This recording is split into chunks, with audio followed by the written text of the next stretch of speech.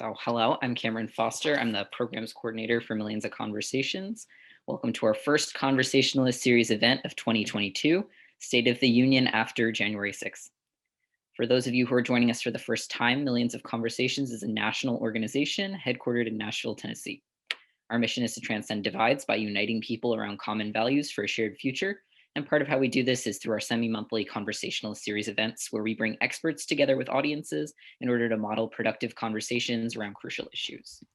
These events are designed to be interactive, so remember to stay online after today's conversation to participate in our breakout discussions, and feel free to drop any questions you might have for our speakers into the chat box throughout today's event.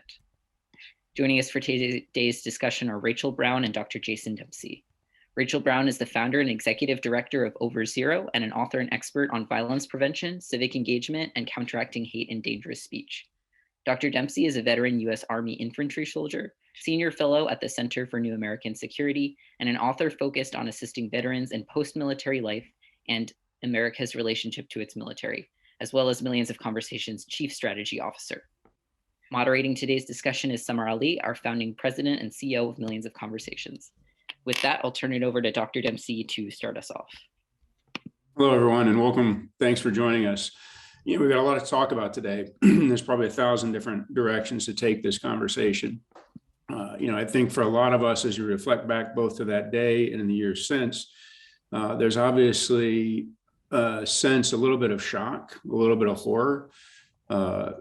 I think some of the images with that day will be with us for a long time. Certainly, as I think about how it affected America's image around the world, I know we'll be digging out of the hole of January 6th for quite a number of years, just in terms of the ability of Americans abroad to be able to point to that shining city on a hill and not be countered with pictures from January 6th. In many ways, a lot of folks have compared January 6th to 9/11. I think there's some validity to that in terms of the shock to the system that it represented. Of course, the shock of 9/11 for most Americans was a unifying event in that it was a shock that we would be attacked, but it was also a sense of, well, it's an us versus them. The problem with discerning and interpreting January 6th is that it was a shock born of internal differences. And since then, many of the events, many of the interpretations of January 6th have become something of a Rorschach test. Depending on where you come from is depending on what you see and how you interpret those events. So an event, of course, born a division, of course, we should not expect it to be interpreted from anything less than positions of division. And so hopefully with today's discussion, maybe we can peel some of that back and we can remove some of the hyperbole that might take us to double down on the shock of January 6th with things that will take us naturally in that direction. Now, again, as this was a microcosm of America in its current moment, there's a ton to discuss. So I'm going to keep my remarks, or try to keep them fairly brief, but start a little bit with what we know. And what we do know and what we've learned since in the aftermath of January 6th, a lot of great work has been done by researchers, political scientists, historians who are still trying to figure out what exactly happened. Because while each of us have an image, they're just that, they're images. And so a lot of researchers have been digging into, well, who were the folks who stormed the Capitol on January 6th? And what does it mean? They're basically, from the research, and I would encourage everybody to read the works of both Robert Pate from Chicago and the historian Kathleen Belew, who have done a lot of work on both fringe elements in American society and insurgent groups overseas to figure out how and what the composition of the crowd looked like. What we do know about January 6th, which made it somewhat unique, was that it wasn't a fringe effort. There were basically three different elements within the crowd in January 6th. We did have white power and fringe groups that were present, whether we're talking about the Oath Keepers, the Proud Boys, some of the Three Percenters, and obviously they played a big role in the symbolism of the moment, and they were seen in their uniforms, such as they were, dressed up like American soldiers, maneuvering around the Capitol. We also had a fairly large cohort of what we'd call conspiracy theorists and QAnon believers, and then a large cohort of kind of disaffected fellow travelers and or run-of-the-mill Trump supporters. Some of the things that thread through these groups was the common thread of the disaffected, i.e. a willingness to burn it all down. But we do know that, and part of a cautionary tale out of this is that it wasn't just fringe groups. It wasn't just people who wildly believe in conspiracy theories. In fact, of the over 730 folks arrested, only 13% were tied to fringe groups like the Proud Boys and Oath Keepers. This was not entirely an audience of the disinfected. Only 7% of the folks who have been arrested in relation to storming the Capitol were unemployed. That's in keeping with the national average at that time. Neither were they disaffected youth. 2/3 of the folks who have been arrested were in their 40s and 50s. 25% have college degrees compared to 30% of the regular population. 15% were in the military or had some connection to the military. And obviously, I hope to return to that and talk about it because I think it's an important part. Veterans make up about 10% of the US population, so a slight overrepresentation there, but not dominant. And even when we talk about the disaffected, about 30% of the people who've been arrested had prior criminal history, usually misdemeanor arrests for marijuana and whatnot. And that compares to about 20%. Number kind of surprised me, but 20% of the US population has some kind of criminal record. The one thing we do know is that the majority of folks, they didn't even come from pro-Trump counties. The majority of folks who were at the protests that turned into the storming of the Capitol came from counties that went for Biden. The highest correlation between the people who were arrested and what we know about where they come from is that most of the folks came from counties that have lost the greatest proportion of the white population in recent years. In other words, they come from counties that have seen widespread demographic change in that they're no longer majority white, but they're seeing the majority of white degrade or decline, right? We're seeing many counties become majority minority. And that's the number one thread about, or the number one correlation about where and how potentially some of these people were inspired to be at the Capitol. Lastly, we'll talk about some of the, in surveying since, the takeaway of what you should get from the folks who are at the Capitol was, yes, a small fringe element, obviously some kooks. We all saw the shaman and the shaman and various folks who were there, who clearly weren't in their right mind, but then a large portion of just what we'd call fairly regular folk. And that extrapolates to the American population writ large. Out of a lot of surveying that's been done in the year since January 6th, they found that 21 million Americans believe that using force to restore Donald Trump to the presidency is justified, and that Joe Biden stole the election. That's 21 million Americans, 8%. So nearly 1 in 10 Americans, right, think that our current president is illegitimate and the use of force is justified. That may not sound like a lot, but obviously it doesn't take a full 21 million people to cause quite a bit of disruption. And we also know from these surveys in the years since that a lot of these folks feel that they're near some kind of end time, whether that means they're fearing something mundane like a job loss, whether they've latched on to some of the conspiracy theories that are prevalent, whether they believe that Jesus Christ is going to arrive in their lifetime, or again, number one, the main common belief of these 21 million is a belief in this theory of the Great Replacement, that their white identity is threatened and that somehow they're about to become a minority in their own country. So with that, those are just some of the findings and facts, both out of the people who were arrested and of the growing proportion of Americans who believe they support what happened on January 6th. There's a lot to unpack there and a lot to talk about. And hopefully we can get to some of that both in this discussion and some of the breakouts. But for now, I'd like to turn it over, I think, to Rachel to talk about maybe some of the perceptions and how some of these folks came to believe what they believe. Thanks, Jason. What I want to bring into this conversation today is a little bit more about not just who was there on January 6th, but the broader permissive environment, right? The environment that we were operating in on January 6th that made the events of January 6th possible, and which was really not born overnight, right? This was something that there was a lot of lead up to.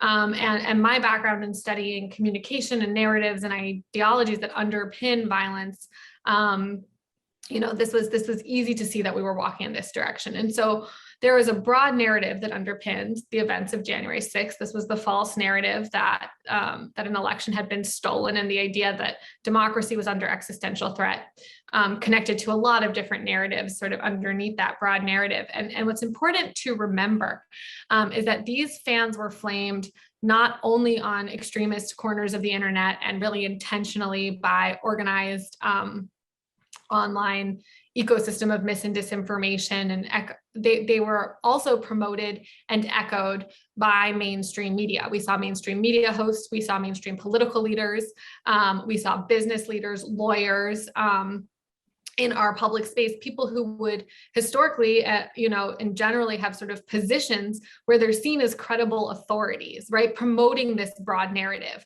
And of course, there are different pieces. You can see a different narrative emerging if you look at different extremist groups and exactly how they were speaking. But at the broadest level, this narrative that made January 6th possible, and the point I want to make here was this meeting of storytelling and meaning making and mobilization between really mainstream influential actors and these more extremist groups and areas. And so you saw people mobilized because they heard this narrative in different places, but we have to remember that, and we have to contend with the fact that this was not just a narrative and a set of falsehoods and propaganda that was being spread in sort of corners of the internet, right? This was given credibility and voice through really mainstream actors. And this is something that's really dangerous and that we see as a pattern when we see political violence. I also want to say, for me, I spent most of my career working internationally, started working in the US during the 2016 election cycle because we were seeing narratives that really mirror the type of speech and narratives that leads towards political violence. And I always like to say we have to, when we think about words, when we think about the narratives in our society, we have to ask, what are the seeds that are being planted and that are being tended to, right? And are those the seeds that we want to grow? Is this the path we want to keep walking down? And we saw that path being created quite a long time ago. And in a similar pattern to what we often see elsewhere, the first groups targeted with this type of rhetoric were groups that have been historically discriminated against or marginalized. So we saw narratives targeting Muslim communities, targeting immigrant communities, right? This was some of the earliest, very harmful, very violent speech that we saw, and it became quite mainstreamed and normalized, though there was, of course, a lot of pushback. And I would say in my work, something that's been amazing is to see how many people over the last 5-6 years have been, who didn't see this as their issue, have been standing up, mobilizing, using their voices to set more positive norms. But I think when we trace back from January 6th, we have to remember that there was this steady normalizing in our public rhetoric of this type of very dangerous rhetoric. And so it's in this context that we arrive to January 6th, that the election itself is portrayed as an existential threat. And this narrative is intertwined with what Jason mentioned, this extremist common narrative, the great replacement theory, the idea that you're under existential threat from these other groups. You can see this in some of the places that were targeted as saying that the results were invalid, right? There was a lot of racial dynamics to pointing to Detroit, for example, to challenge the vote count there. So these narratives are very intertwined. And I think it can be tempting to look at January 6th as something separate from and the political violence that we're seeing now targeting election officials or the threats and intimidation and harassment as separate from what we've seen in the lead up to this moment. But it is part of this broader permissive environment. And so I think therefore incumbent on all of us to, when we're thinking about and addressing January 6th, look at really the dynamics and the narratives that brought us to this point. And I also really want to point to the fact that on January 6th, we saw this meeting of the narratives between the extremes and, again, these mainstream leaders and influencers. And when we look at mis and disinformation, when we look at these narratives, we have to think about the messengers, and we have to think about how people are hearing these messages and whether they believe them and find them credible.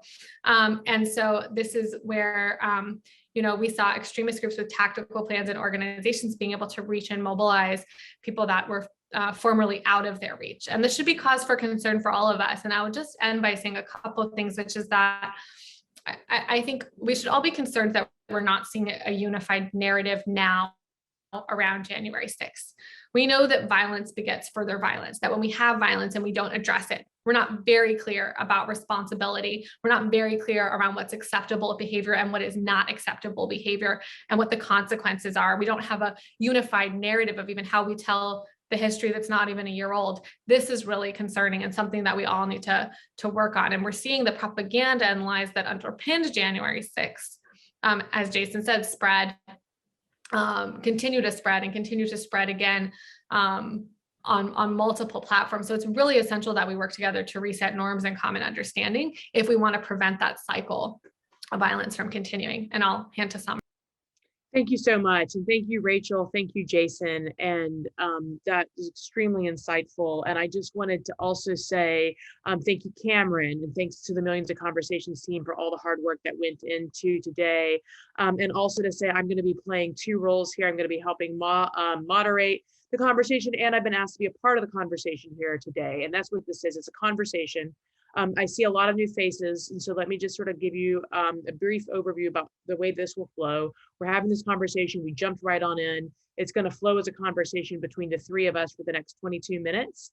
Then we're going to break onto breakout rooms, and you're going to have a chance to have a similar conversation with your peers and colleagues on the Zoom call, and then we're going to come back in all together and have a plenary session of where we talk about basically what we learned from today, what we're hoping to do with it, where we agree and where we disagree. And that's going to be our time together. And to just to switch over to being a participant in the conversation, just to say that, Rachel, I think you're exactly right with regards to, it's very troubling that we don't have a unified narrative right now. And that January 6th was a meeting of all of these different narratives coming together along with the mainstream legitimizing what prior was seen as these extremist fringe. We dismissed them, well, mainstream dismissed them at least as on the fringes, as Jason was saying, just kind of like kooky conspiracy theories, lone wolf incidents, etc. that practitioners have been saying for a very long time. Political violence in this country is intensifying. We are not addressing the underlying concerns and considerations that are leading to a domino effect here that is going to result in in the 11th hour and then perhaps too late. And so I would argue we're in the 11th hour right now. I'd like to say we're 11 seconds to midnight. We're not midnight yet. Time has not run out, but we are at this point as a nation of where we don't have much time to figure it out. And what I mean by figuring it out, to be specific there, is to be a functional society and democracy where we have a social contract that we see ourselves in, of where we find belonging. We believe in the American structure, democracy, system, country, and that we're working towards a common purpose. And so if we have so many of these different competing narratives that are going on around basic truths, and I would even go so far as to say basic facts, and we should talk a little bit about the difference between facts and truths. What does that mean for our society? And so just to take a step back and think about what Jason was saying as well, in terms of the different demographics that were present that day, and the overwhelming majority of the feeling of running out of time, although there are different reasons as to why people felt they were running out of time. And Jason, I'd love for you to also get a little bit more into your mentioning of the high percentage of veterans that were present that day, and from your thoughts and your work and your studies as to why. I just wanted to say that at Millions of Conversations, one of the things that we're hyper focused on as it relates to January 6th is the past, the present, and the future.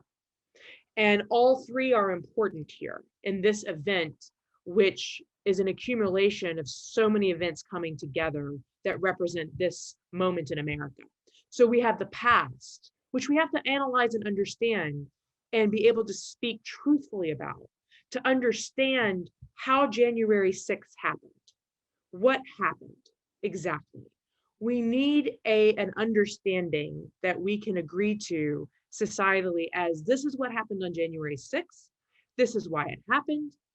And that will then allow for us to have a lot of other conversations that we must have around race, around unemployment, around political violence, around rural-urban tensions, around the 1%, the 99%. We can go into all of that as well in this session today, in this conversation.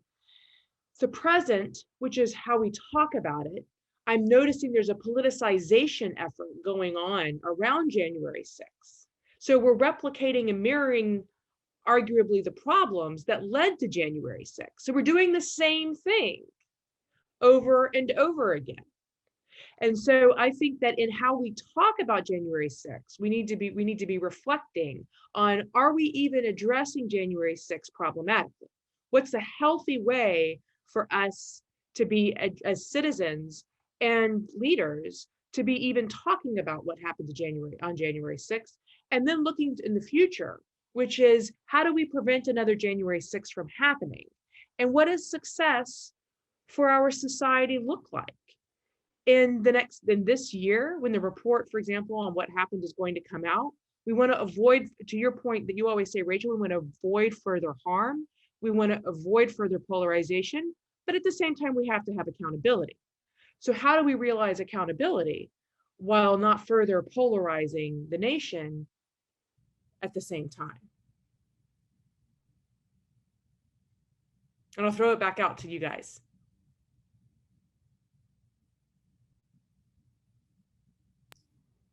Maybe just oh, sorry, Jason, do you want to? I was just going to add a thought in Samar. This is something Samar and I've talked about quite a lot, is the idea of us being both post-conflict and pre-conflict in a long-term sense and in an immediate sense, right? We are in many ways a post-conflict society that hasn't dealt with a lot of our past conflicts. And then if we look at January 6th, we are post a moment of violence, right? But we're also facing risk of further violence if we don't do if we don't effectively address our immediate history and our longer term history.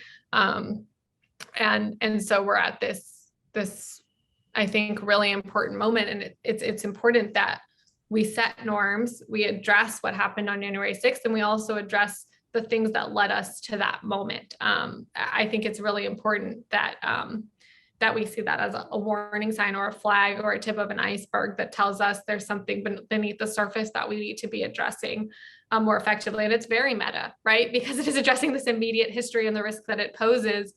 And part of what led us to that moment is a lack of having addressed our history over the last, couple hundred years. So I think there's a lot of there's a lot of themes and topics that come up, but I think for a lot of people, there have been different wake-up calls.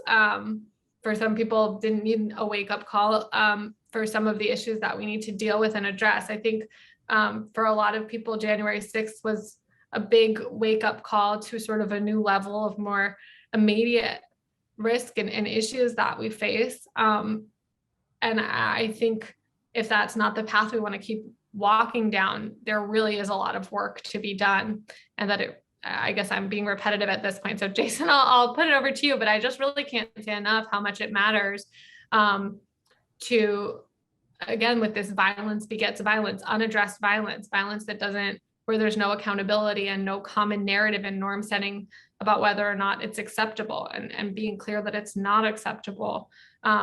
It begets further violence. And I would just extend, I know we're talking about January 6th, but to my mind, I just will say again, if we look at the sort of more recent history and the escalation towards that level of violence, which felt a certain degree of shocking to people, we saw escalating hate violence rising before then. We continue to see targeting and harassment of public officials and of different communities. And so I think that that looking at January 6th just as a standalone, we missed some really important context as well. Yeah, and I just wanted to, that's exactly, and I want to get to Henry's question just now too, to say, Henry, that's a great question. And part of it is going to be at the grassroots level. And that one of the things that we do is we operate online and offline, because we're in this hybrid state of existence right now too, not just in America, but around the world. And so we've got social media that's driving people's opinions, their understandings, their perceptions, these conspiracy theories that are spreading at the speed of light. But then, so as part of that, to answer your question, has to come into how do we counter those narratives online effectively, and through which mediums that are trusted and with which messengers are trusted, and then also offline, and all of this at the grassroots level. So we have, for example, at Millions of Conversations, a program called 3142, which stands for the number of counties in America, because our research has shown that if you want to counter what we call the scare script, which is part of the underlying boogeyman component to these conspiracy theories and other issues, if you want to counter that, if you want to transcend those divides, if you want to disrupt that narrative, you have to do it through friends and family. But you also have to do it in a certain way that understands that people might say, I don't care about what CNN or Fox News or MSNBC has to say, but they do. That is one of the main, it has a platform that's pretty big that does inform what people, the 24/7 news cycle, in terms of what people are talking about and what people are thinking about. So you can't just completely ignore that either. And also, obviously, political figures and entrepreneurial politicians have platforms that drive certain narratives. And so part of what has to happen is that people have to take back these conversations and drive these conversations in such a way, because it's cyclical, because politicians are also paying attention to what they think their constituents care about. So if the constituents also begin to signal that they're, for example, they're not interested, that they don't reward hate speech, they're not going to reward the demonizing language, and they want to see solutions, and they're very focused on, for example, harmony in the community. I'm giving this as an example. They're very interested in, and we've tested this, we focus group this as well. One of the key things that comes up in our focus groups is that people miss the feeling of community. They don't feel like they belong, and they miss that feeling. And so they feel like there's so much divisiveness that it's not healthy, and that they're fearful of what we're becoming. And so that's another point in terms of making people feel a part of the solution to the problem and restoring agency at that hyperlocal level. We think that's one of the key ways that we're going to be able to counter these narratives. So part of the key here is to, I guess, denationalize the conversation. Even though I mentioned that 21 million people say they would support violence to restore Donald Trump to power, it's still a survey question. It does provide the oxygen in which, the Proud Boys and those who are already inclined to violence, the Boogaloos, et cetera, who really do want to burn it all down, who are engaged in and want to see more violence. That 21 million provides the oxygen for them to operate, but we're still at the point where, your neighbor who maybe is flying a Let's Go Brandon flag, they're probably going to answer the survey response that way, but they're probably not, they're definitely not at the point where they're willing to pick up a gun and fight their neighbor. And so one of the things we have to be careful with as we address this is to avoid kind of the Civil War narrative that's come out, because as Rachel said, when violence begets violence, also just the idea of violence can beget violence. If I think to myself, everybody who flies a Let's Go Brandon flag, is 100% in support of the January 6th insurrection and is prone to violence, that's going to make me more excusing of violence in counter to them. And so we have to be very careful about how we talk about this. And in many ways, it's about getting down to back to the idea of what is American exceptionalism and how do we have a conversation around it. because we talk about American exceptionalism a lot. We talk about these core values, but in many ways, they've become diluted to just mean race, blood, soil. Well, I'm an American, therefore I'm exceptional, right? There's nothing less exceptional than a nation that just thinks it's exceptional based on, its religion, its creed, and the race of its people. What makes America exceptional is this idea that we can welcome all comers so long as they adhere to this creed, the rule of law, right? We don't like kings. We don't like autocrats. We believe that no man is above the law. And so part of this has to be, well, let's start with what was it that for the first time in well over 100 years, we did not have a peaceful transfer of power. And that we weren't able to adhere to the one thing about our democracy that traditionally we are the most proud of. And that we go around the world telling people, this is why America is exceptional. If we throw that away and say that, nope, it's not about rule of law, it's not about elections, it's not about democratic processes, it's just about whether I'm white and Christian, then we've thrown away the very meaning and the very idea. And so I think we have to get back to that. And maybe it's about, asking that neighbor, well, do you support this in reaction to this? Right? Are you, have you really thought this through? And is violence the right way to go about it? And a lot of that ties into the helplessness we've talked about. And again, it's not going to be a national level conversation. It's not going to be a national level solution. It's about talking to the neighbors about, hey, you're frustrated. Maybe you don't, maybe somebody's telling you that the election went wrong. So what are your options? Do you learn more about the electoral processes in your county? Or do you pick up a rifle and go to Washington, D.C.?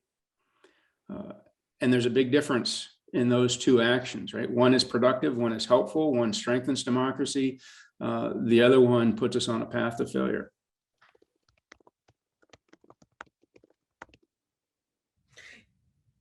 Yeah, and I wanted to, so thank you, Jason. I was just reading what you're saying too here, Rachel. And I wanted to ask you, Rachel Thornton, I wanted to ask you, Rachel Brown, about where you see the common values piece coming forward, and also addressing, because you touched on it a little bit, about this myth that for so long has accompanied our origin story. The myth telling, the myth narratives, and how we address that simultaneously in order to transcend these divides, in order to avoid political violence, in order to avoid the justification for the violence. Yeah, and I'm just, multitasking is challenging. So Rachel, I've read part of your comment, and I'm just looking at it now. I mean, obviously I will not claim to have the answer to all of this, but I will say, Rachel Thornton's comment about the consistent and endemic use of violence in our history, I think this is one of the really important lines that we have to trace, right? That this is maybe new or a wake-up call for some, but something, risk of violence as a more consistent reality for others. And I think that this points to something that we see often internationally, is that certain people or communities will raise the warning flag and say, hey, there's increased violence. And we've seen that even over the last, years leading up to January 6th, that communities are being targeted, experiencing increased levels of violence, et cetera. And that there wasn't as much attention paid, of course, as to something like an insurrection on January 6th. So I think one of the things that I would say from our work, and I really obviously don't have an answer to the full question that Samar asked. I think that's what it's all of our responsibility to wrestle with, and to look at our own communities and what we're able, and our skills and capabilities and what we're able to do. One of the things that we've really recommended to people in different communities is that we know that one of the things that matters for addressing violence, addressing history of violence, and preventing future violence is relationships between people. And that might sound soft, but it's not, and it's borne out by different studies.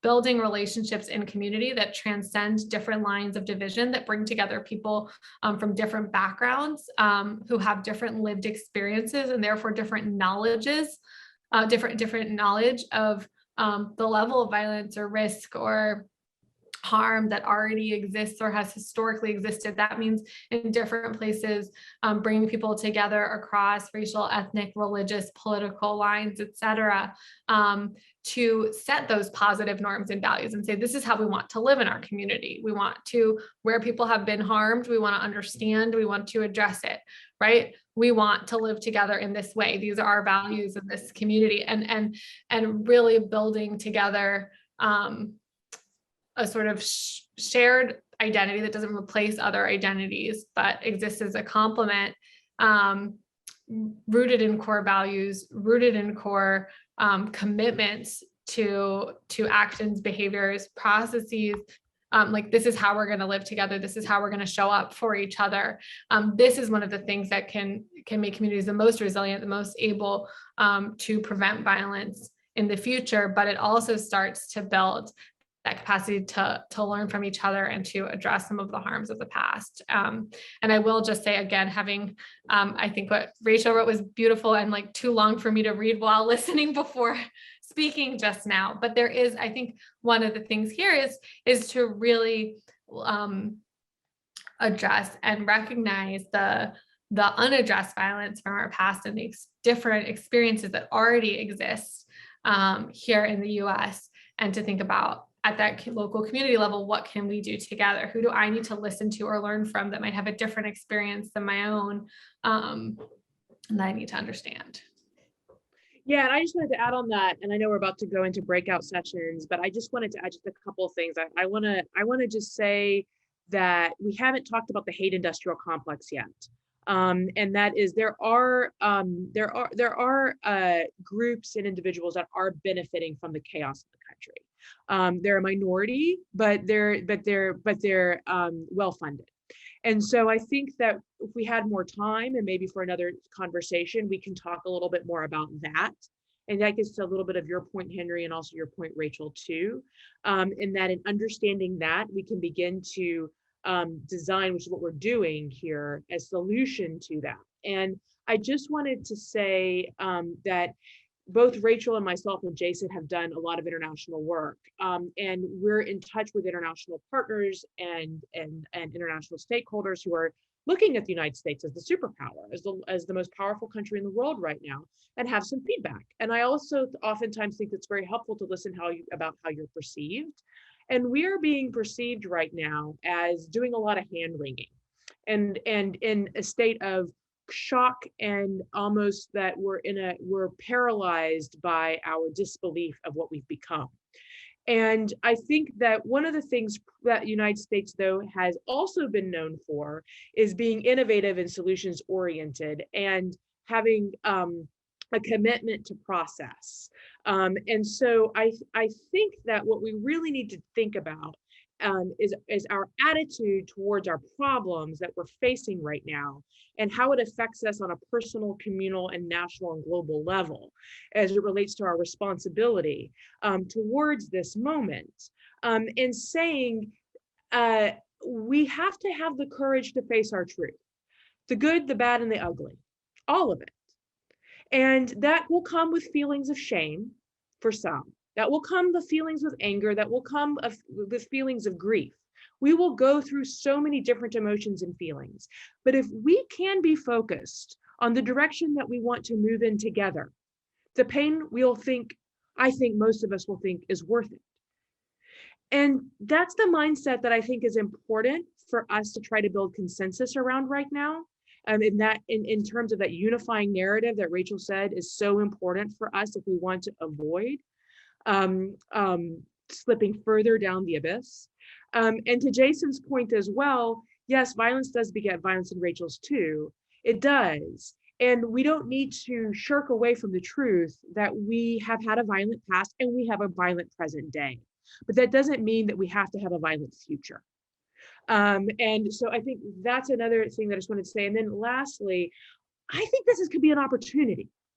And I think the opportunity here can be to have a conversation around rule of law, to have a conversation around criminal justice reform, and what our criminal justice system should be like moving forward. People have to be held accountable for violence.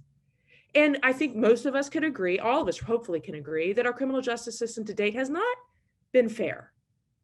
It's not been focused on what it should be focused on. What does that look like? And so taking January 6th, who should be responsible for January 6th? Who should be held accountable for January 6th? What is the role of law? What is the role of law in addressing crimes committed on the people's house? And I think if we frame it like that, people are going to be coming in and leaning into this conversation more than they currently are right now. So with that, Rachel and Jason, I don't know if you want, Jason, you didn't have a chance to say anything about the military, which I definitely want to give you a couple minutes to do. So maybe we can do that before, and then we can break out into breakout rooms. And Rachel, I want to also give you a chance to have it to add anything as well before I know you have to go. Yeah, I think I love how you frame that, Samar. I want to make the point, since I made some points about risk, that I think we all have an opportunity, we all have agency, and in looking at international context and looking at our own history from around the world, we have this benefit of that knowledge of where this can lead unaddressed, where it can continue to lead unaddressed. And so I think that gives all of us a responsibility, but an opportunity, in a sense, should maybe give us a sense of agency to say we can do something about this, and we will do something about this.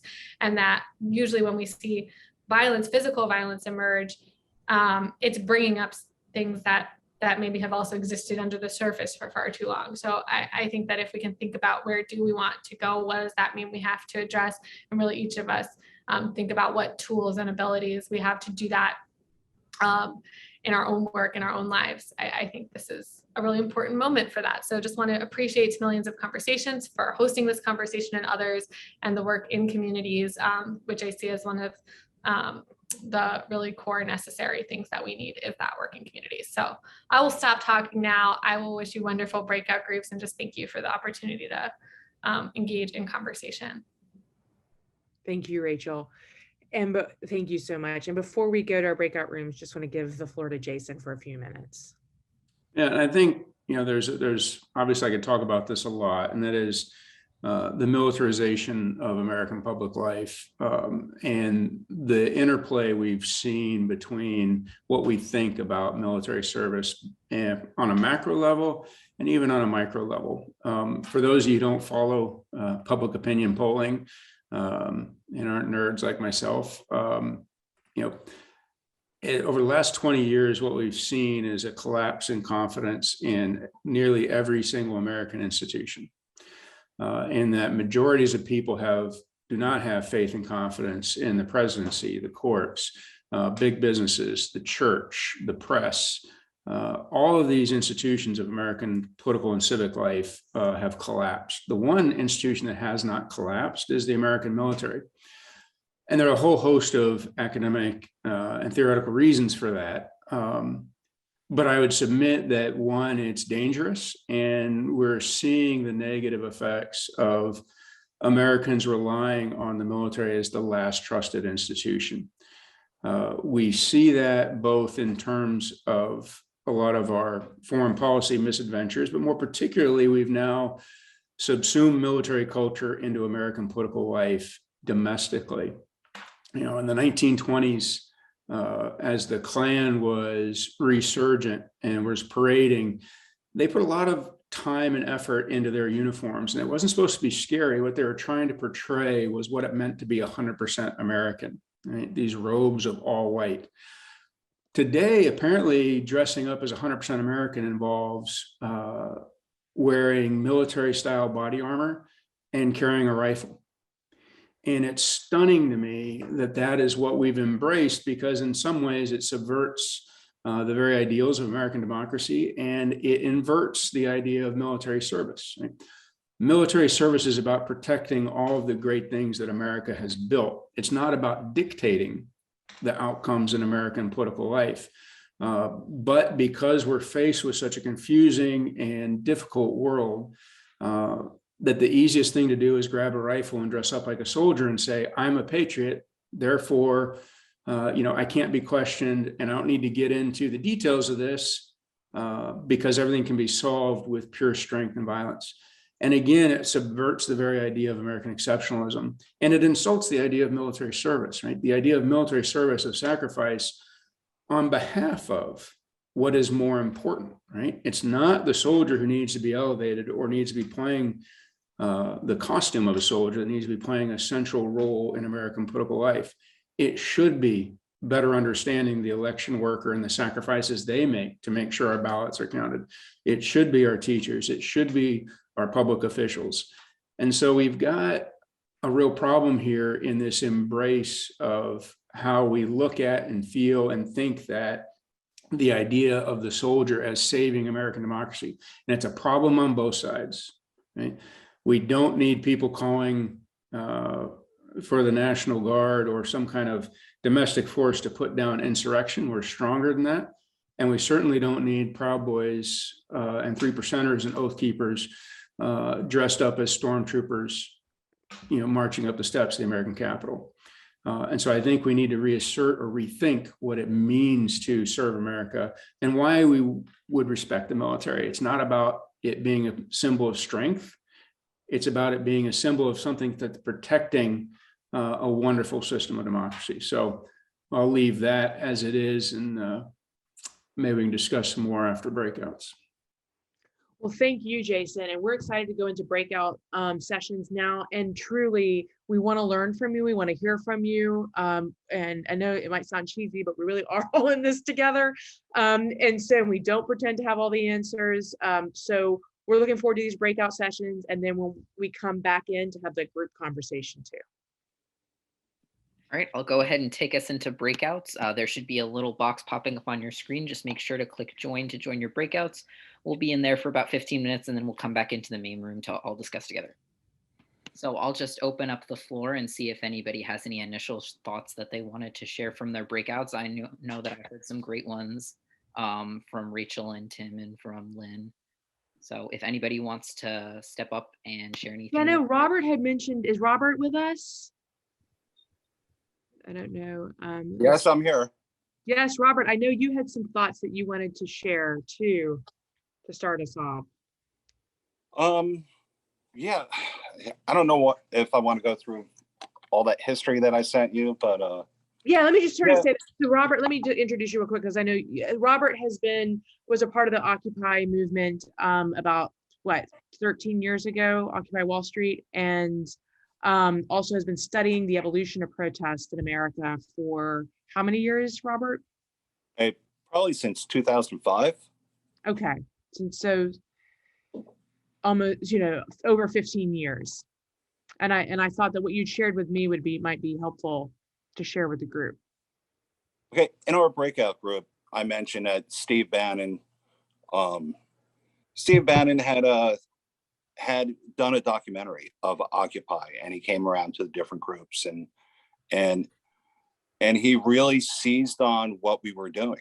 He was critical of it, and he tried to make Occupy look silly. But I think now, in retrospect, to see how he's been able to pull together all these hate groups, to participate in January 6th, that was significant. And in mentioning Steve Bannon, I think we have to go back to Citizens United versus the FEC, money in politics, influence. And now it's become just incredible hyper rhetoric that's fueled by money. I don't know how true it was, but I saw it on MSNBC that there were major corporations who helped fund the Stop the Steal, UPS being one of them. And this has to be addressed. This really has to be addressed. And other things that I've shared with Samar over the past week is Barbara Walter. She's the author of, what is it? Let me see here. How Civil Wars Start. And I highly recommend that book. She was on cable news on January 4th, And she was just amazing. It just breaking it down. She mentioned that there are two things that are signs of civil war: anocracy, which is partial democracy, which is something where we are now in America, in a partial democracy. And we saw that was in the news back during Citizens United, that people were very worried about, our voices, if corporations are a voice. Another thing was the rise of hate groups. And I traveled around the country covering Black Lives Matter in Ferguson. I spent several months in Baltimore because I lived in the DC area, New York City. And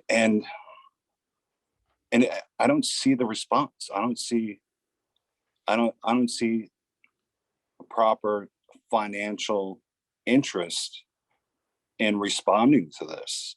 And I worry that, the bill that didn't happen, I don't know if they were supposed to vote last night on voting rights, but I'm not sure if that happened. But yeah, It happened. we need to, and this might sound strange coming from somebody from Occupy, we need to engage more with our local politicians. And in ways that we're concerned. And here's another thing that I had learned through my journalism. I made all sorts of friends. I wasn't your typical protest Occupy person. I had friends at Homeland Security. I had contacts with the DOJ and at Homeland Security through the Obama-Biden years. There was a group put together to track hate groups of 5 people.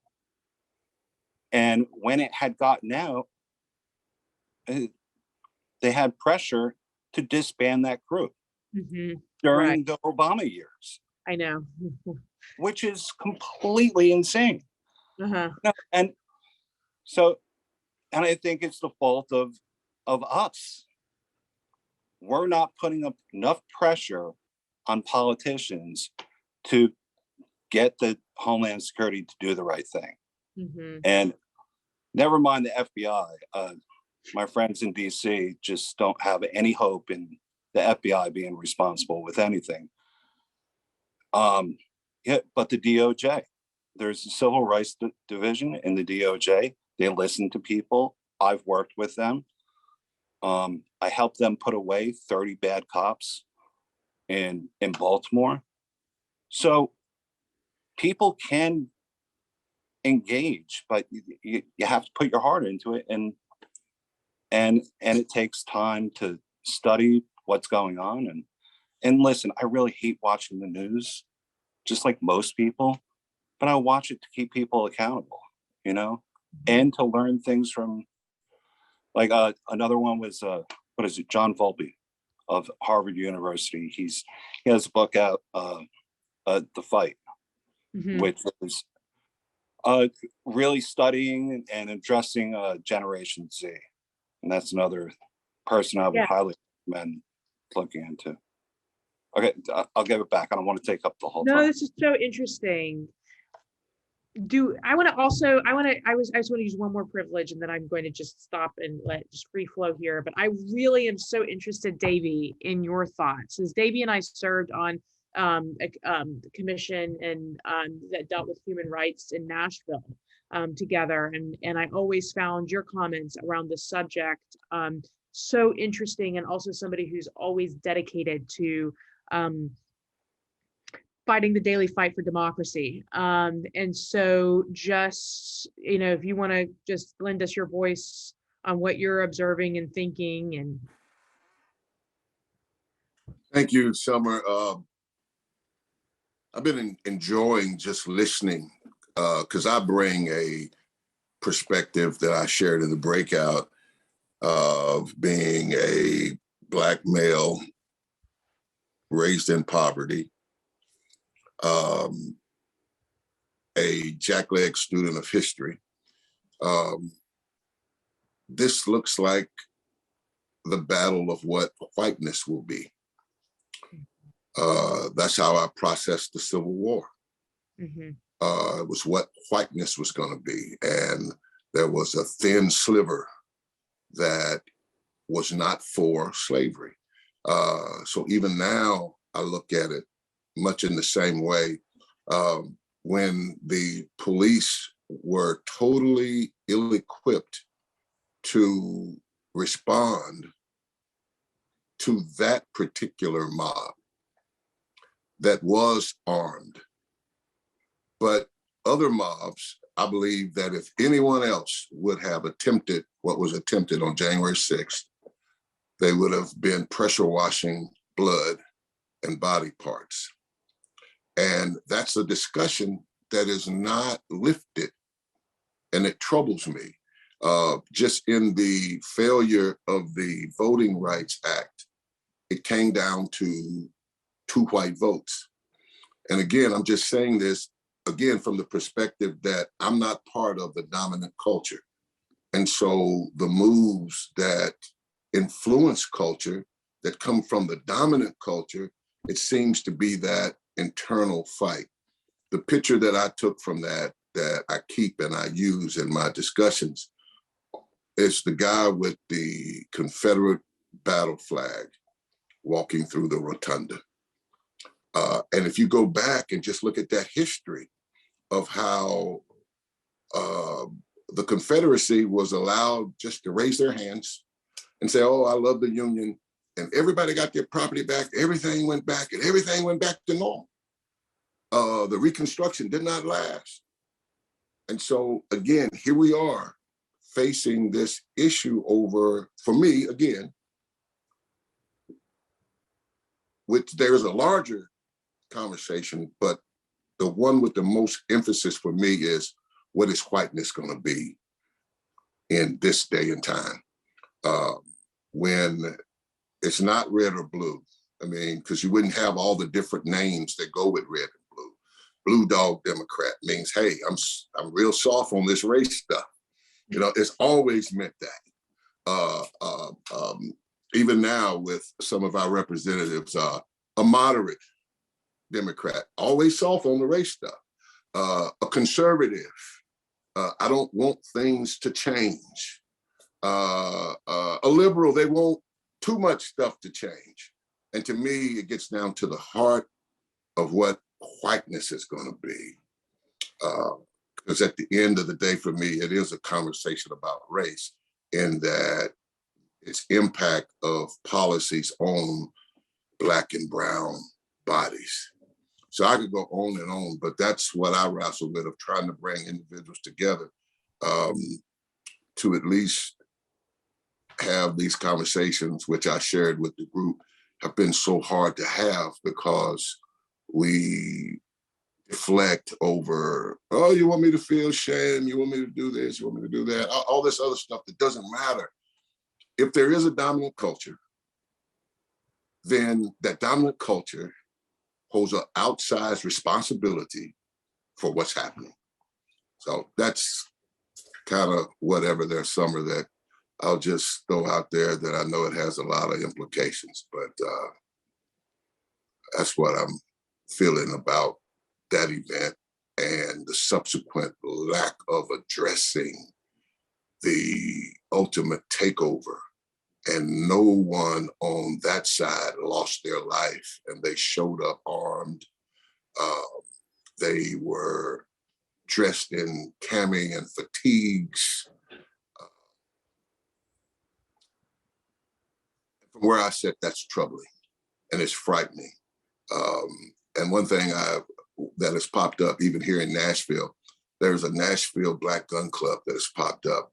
And I had last count, they had in excess of 500 members, and they're holding trainings and stuff. So all that stuff is troubling to me.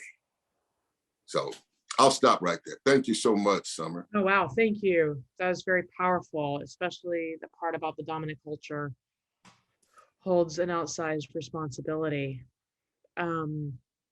Jason, I saw you come off mute. And then everybody, if you want to jump in, just raise your hand and we'll call on you. Yeah, no, I just want to say thanks for sharing that, Davey. That's, it has been, it's a conversation, but typically a conversation between white Christian males about what is acceptable and what's not. And how do we bring in, how do you open the door to a fuller conversation? Because obviously, then you see this backlash. Well, don't make me uncomfortable, right? It's you're implying that I've done something wrong, even though, it's clear, right? It's clear throughout American history that we've done a tremendous amount wrong, but still won't hand over the mic. In our breakout room, we were discussing just this idea that you could break into the Capitol, run rampant, destroy stuff, and then as things petered out, you could just be walked out. And the hypothetical, it doesn't take almost no imagination to imagine the hypothetical that if it was any other group, of how many folks would at least been racked and stacked in zip ties and immediately put in jail. And there wouldn't be an FBI running around saying, hey, can you help us find this person 3 months later? They simply never would have left. But you also raised the more challenging piece. Some of the Samar and I have talked about a lot in terms of, gun ownership and gun rights have always been in many ways very closely intertwined with white power, and who and how and where that gets to be demonstrated, and who gets the benefit of the doubt carrying a weapon, right? I could carry any of my weapons around and I'm not going to worry about getting shot. That is not the case for others. But then the question becomes, well, what's the solution? And as much as I like pointing out some of the hypocrisy of folks saying, well, what would you do if it was a group of Muslim Americans armed? I also know that the second order effect of that is, well, look, they're armed. Our carrying of weapons is now justified as well. And so honestly, I don't know how to break that cycle where it just doesn't become kind of a self-fulfilling race war as we take some of these steps. All of that to say, I think you raised some of the most important questions that I personally don't have an answer for, but I'm glad to be part of the conversation as we figure it out. Absolutely. Taylor, you have your hand raised. Yeah, so I was in the same breakout room as Davey, and we were talking kind of about like individualism versus collectivism. I think that was like where we were ending. And when that happened last year, I felt like it was like a betrayal almost, because that was like 1 year into the pandemic. And there were so many things that I think if people had worked together and if people had joined forces, we could have like gotten past a really tough, uncertain time. But then like when there was an inconvenience to the dominant culture, and also like Davey, I'm not part of it. I'm Middle Eastern, so that brings its own challenges. But when something is like an inconvenience to a large population of people, then it's like no problem for them to come together, and they can cause so much damage and not have to really face repercussions. And so it's really disappointing because like I don't think that personally, I don't think that really was for the greater good. Whereas if that many people from that like race or from those demographics had come together and maybe like stayed in the house or listened to certain restrictions, then like things could be better in terms of the pandemic specifically. But even just with other issues, like with the Black Lives Matter movement that had happened like during 2020, there was just so much chaos that ensued, and so much that just, it was like a snowball effect. And because it was from a minority population, like things were handled very violently. So basically, I think I just felt like very unsettled and betrayed by like what was going on. And I couldn't believe that it had come to that, Mm-hmm. Oh, thank you. Rachel. Reaction to Davey's comments, which is I literally have no other identity that I can trace back to other than American. And yet the flip side of defining whiteness is defining American. And I just think about, I think about Sojourner Truth saying, ain't I a woman? And who gets to be a woman? And then I think about Langston Hughes, I Too Sing America, and how much time Black people have spent in this country trying to get across the fact that so many of us are quintessentially American. We're woven into every phase of the American fabric. And yet, you know, when American is defined, I just, as a college student, remember traveling around constantly being told I didn't look like I was an American, based on this kind of exported sense of what an American should look like. And somehow I feel like some of those conversations about whiteness are also about Americanness being whiteness. But the thing I was going to bring from our breakout room really quickly, and I hope Lynn doesn't mind me raising this, but she talked about, in response to some of Jason's comments about American exceptionalism, asked us what we thought about the idea of nonviolent civil disobedience as something that America could elevate as a part of American exceptionalism, which I think spoke to me in the context of, our recent commemoration of the life of Dr. King. And we had a really rich discussion about how we could do that while still, giving due credence to kind of an accurate reflection of the role of violence in the evolution of American society as well. But I just thought it was a brilliant way to think about something that makes us exceptional, counterbalancing the, military power or other things that are oftentimes construed that way. So sorry to be long-winded. No, that was great.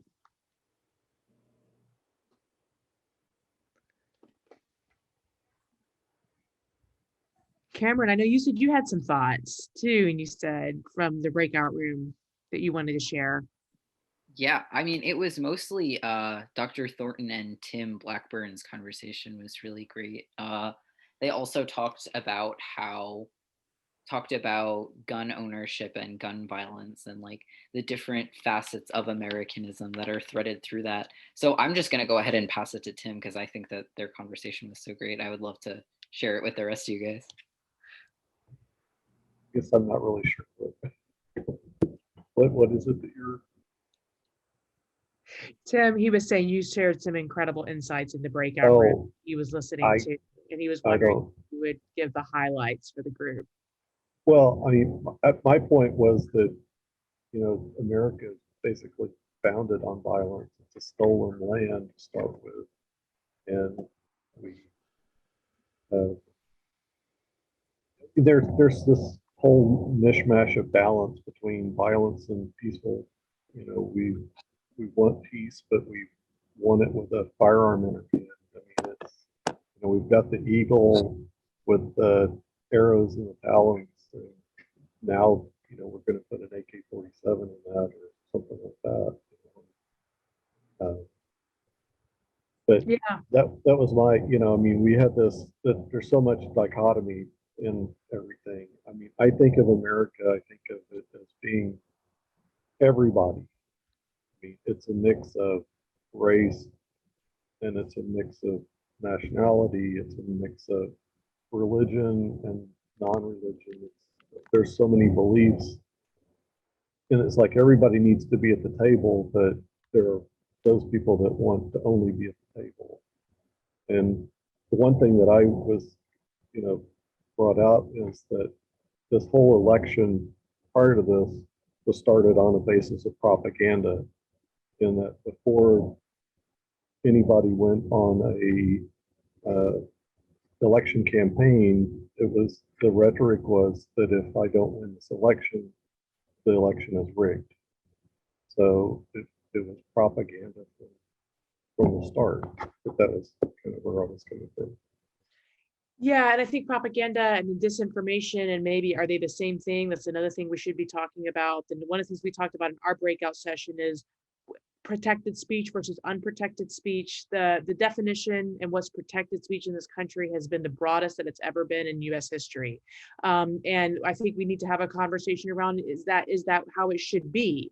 And I think that gets to Robert's point as well, is that there's just been the flag, the flagpoles have been continuously, the goals have been moved and moved and moved, and the Citizens United case being one of those cases. And we really have to look at the case law that has created this moment that we're now living in and ask ourselves, okay, how did we get here? Again, to that point, is this where we want to be? And if it's not, how are we going to get out of it? And I think that's on multiple levels, including another point that was brought up, and that is, what is the role of government in this moment? And not only this conversation around how big should government be or how small should it be, but what is the role of government? What is the role of law enforcement? What is the role of Homeland Security? What is the role of the FBI?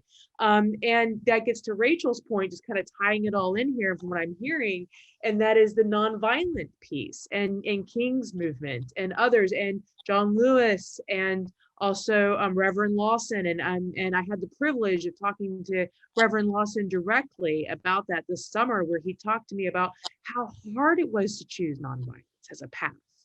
Because there's so much feelings of anger, and the want for the system to change, and to actually be so disciplined to say, this is the way I'm going to go about it, despite all of those different things, was actually an exceptional choice. And I think that, and to build consensus around that for people to say, sort of believe that the system could change through nonviolent actions, could help us, anchor us in what Jason was saying about American exceptionalism. And then just one last point that I think we just need to continue the conversation around, and that really is this hybrid moment that we're in, online and offline. Because I hear a lot of people say, like, what we really need to do is an online campaign that does X and reaches Generation Y, and then others will say, we really need to do face-to-face. And I appreciate that. I think we need to do both. And we need to be able to walk and chew gum at the same time and figure out how we do it and create synergetic systems for this moment, and not fight the last battle, but because we have a habit, I think, of doing that, understanding it. It's not saying that we shouldn't understand it, but really be thinking about innovative solutions to our current problem that help us transcend this current divisive moment. Cameron, I want to turn it back over to you to close us out, and to thank you again for all of your work in bringing us together. Yeah, well, thank you all for attending today's event. Huge thank you to our panelists and to everybody who just shared during this plenary session. It's been great to hear from all of you. Before we close out for today, please take our pledge to listen if you haven't done so yet. You'll find a link for that in the chat. And if you take the pledge, you'll continue to receive additional weekly listening tips and resources via email. If you're interested in getting involved and participating in our upcoming training for community listening facilitators, the link for the sign up will be in the chat as well. And then I already mentioned this, but coming up next week is our next installment of the Racial Justice Teach Out collaboration with Vanderbilt's Grant Challenge Initiative. So the link in the chat will be to register for Haiti in the US, Political Past, Presents, and Futures. We also have several exciting events planned for February and going forward into spring 2022. So just keep an eye on your inbox for upcoming invitations. And with that, thank you, everybody, and have a wonderful evening. Thank you, everybody. Have a good day. Thank you. Thank you. See you soon. Bye, y'all. Thanks.